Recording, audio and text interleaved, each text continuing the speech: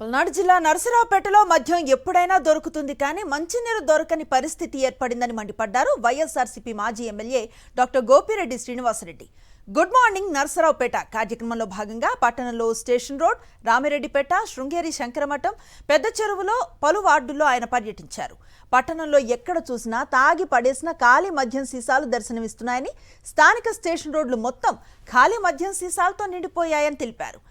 నరసరావుపేటలో మద్యం ఏరులై పారుతోందని, కానీ పట్టణ ప్రజలకు తాగటానికి మంచినీరు లభ్యం కాని దుస్థితి ఉందని విమర్శించారు గోపిరెడ్డి శ్రీనివాసరెడ్డి. ఈరోజు ఈ రాజీవ్ గృహకల్పలో మంచినీళ్లు 5 రోజులకు ఒకసారి ఇస్తా ఉన్నారు.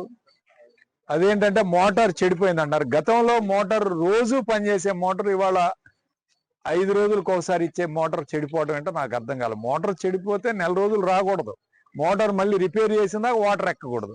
అంటే వేసే వాళ్ళ బద్ధకం.